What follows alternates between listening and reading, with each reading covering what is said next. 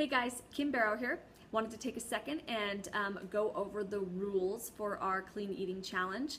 Up in the Files tab, you are going to see a document called the 10 Eat Clean Principles. Go ahead and open it up, print it out, and keep it close to you for the duration of our challenge. I've pulled these principles from a book by Tosca Reno called the Eat Clean Diet Stripped. There are lots of different guides and guidelines available out there to follow, and I really think that this is the most, the easiest to implement and the most right on with what we really need to be doing day to day in order to see results and to feel good about ourselves. Okay, so print that out and start working on those meal planners based on these principles. Okay, really want to see those meal planners. Okay, so let's dive right in. Principle 1 is to eat more. Eat more. Eat 6 small meals each day, spaced at 2.5 to 3 hour intervals. The bottom line, we make poor choices when we are hungry. So if we eat often enough to where we're not ever really hungry, then we're going to be able to make better choices and stick to that meal plan that we've put into place. Okay, I've heard of people setting a timer to remind themselves to eat.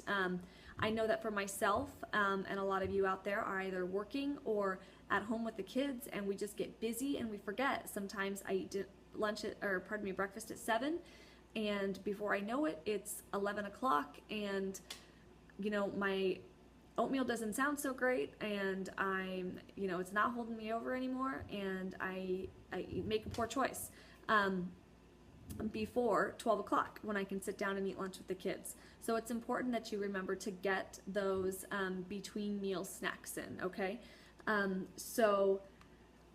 Number 2 is to eat breakfast within an hour of rising. This is really important, and I want everybody who's really serious about making a change in their health and fitness to make breakfast a priority.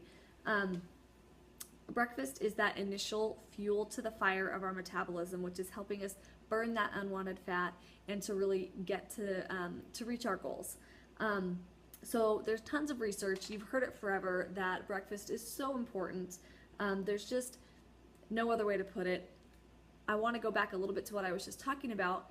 Think about it as a way to not be starving all the time. It's just about not allowing yourself to get overly hungry to a point where you either overeat or just make a poor choice.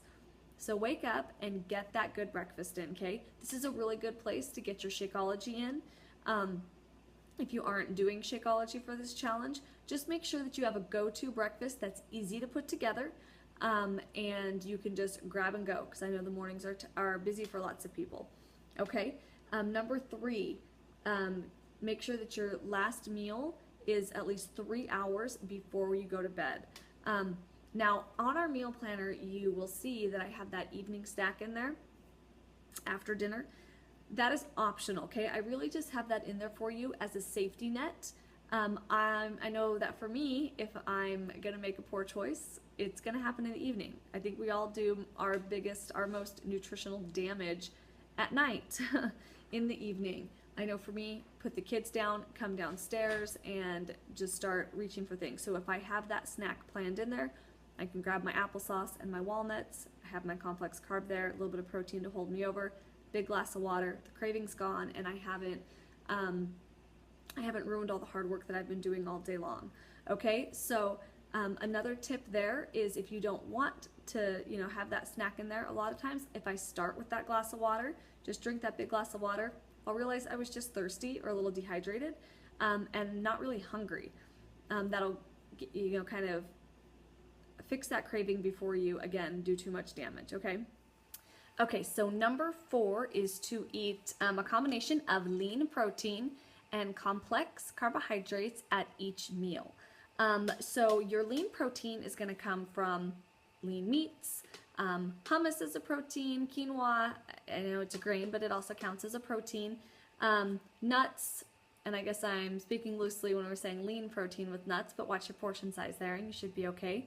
And your lean protein is what's really going to keep you full and make sure that you're not hungry, an hour later.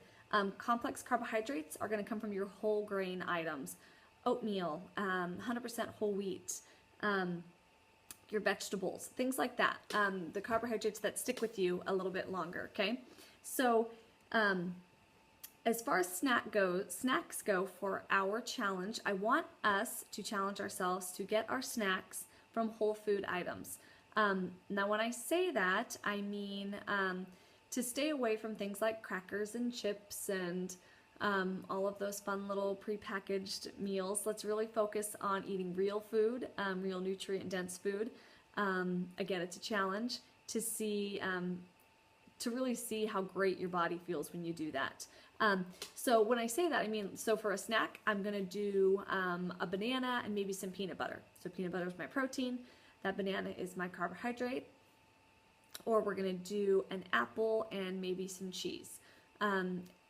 Anything like that, vegetables and hummus. So you get your protein, your complex carbohydrate, even with your snacks. And that's gonna help you have a well-rounded meal each time you eat. Okay, so really quick breakdown with your carbohydrates. I know that carbs got kind of a bad rap in the last 10 or 15 years. So let's just break it down. Simple carbohydrates are things like white flour, sugar, sugar obviously, and most fruit.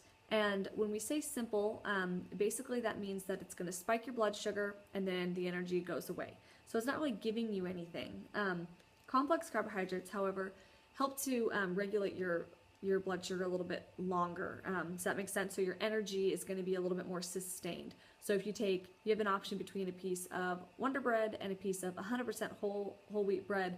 The 100% whole wheat bread is going to hold you over longer and your energy is going to be a little bit more sustained. So that's why we're focusing there, okay? If you want more information on carbohydrates, let me know. I don't want to overwhelm you with information. Just want to kind of break down the principles, but let me know if you'd like more information on that. Okay, so number 5 is to eat sufficient healthy fats throughout the day. Fat is important for our brain activity. We've got to have it. You can't cut it out of all of your food. So that's going to come from your avocado, your nuts. Dairy has quite a bit of fat in it. We definitely want to make sure that we're getting that throughout the day. Okay, so don't get all crazy with the low fat, this and that. Make sure that you're watching your portion size. Your portion size and where that fat is coming from is what's more important. Okay, so number 6 is water. Water is the main facilitator for our digestive system. It carries nutrients, the different parts of our body and our organs. It gets rid of toxins and waste. So bottom line, we are pro water during this challenge, okay? Drink your water. I actually challenge everybody in these clean eating challenges to only drink water. It's just a few days, guys. It's a challenge. You can do it. I believe in you, okay? A lot of times in the afternoon, people will start to feel lethargic, lightheaded, irritable, have a headache, hungry, just the afternoon, that 3 o'clock kind of like, start to feel a little bit sluggish. Most people think that their blood sugar's dropped, so they grab a soda or they grab some coffee or whatever, a candy bar, anything to pump that blood sugar up and give you a quick burst of energy. Most of the time, you're just thirsty. Those are all signs of dehydration. Remember, if you allow yourself to feel thirsty in your mouth, your mouth feels thirsty, you're already dehydrated. We want to continually be drinking water so that that doesn't happen, okay? So how much water? I've heard anywhere from 1 to 7 liters a day, which is ridiculous. The best rule of thumb I've come up with and what really works for me is to take your body weight, divide it in half, and that's how many liters you should be, or how many ounces rather, you should be drinking each day, okay? I want to challenge you to carry a bottle of water with you everywhere you go, okay? And also to drink a big glass of water about 30 minutes before you're going to sit down for a meal. That is magic. That's really going to help you to feel full and get more out of your meals without overeating. All right, so number 9, guys, adhere to proper portion sizes. Okay, so keep in mind that you are eating 5 to 6 small meals a day, okay? You're going to eat again in 2.5 to 3 hours. You do not have to eat until you are completely stuffed, okay? Just eat until you're not hungry anymore and then stop. That's one of the most empowering things that I think most people can learn, especially in our society where we don't sit down really anymore. So you eat and eat and eat until you're stuffed because you don't know when you're going to eat again. Well, I'm giving you the golden ticket here. You know you're going to eat again in 2.5 to 3 hours, so you don't have to eat like you are crossing the plains. Okay? You will have a chance to eat again. So serving sizes are going to vary. Okay, my husband is 6'2", I am 5'2". Our plates are going to look very, very different. Okay, so again, I'm referencing Toscarino in the Eat Clean Principles book here for portion sizes. And it's nothing new, it's things that we've all been hearing, but I like how she breaks this down. So for protein at each meal, you want it to be about the size of your palm, okay, so the inside of your hand there. Okay, so that's the size of your protein. So again, my husband's hand is much bigger than mine, so he's gonna get a bigger portion of protein. Okay, starchy, complex carbohydrates, so your brown rice, even your whole grain bread, oatmeal, things like that are going to be 1 cupped hand. So whatever can fit into 1 cupped hand. Your other carbs, such as like vegetables, fruits, things like that, 2 hands cupped together. So that's going to be fruits and vegetables right there. Healthy fat, she says a scant handful. So just, you know, like maybe whatever you can fit in your fingertips. So nuts, you want to think about what can fit in there, even peanut butter, avocado, you know, whatever you can fit in a scant handful is going to be your serving size for each meal, okay? Let me know if that is confusing. That is super key, guys, for us to focus on those portion sizes and how often we eat. Okay, so make sure you've got a grip on that before we get started with our challenge.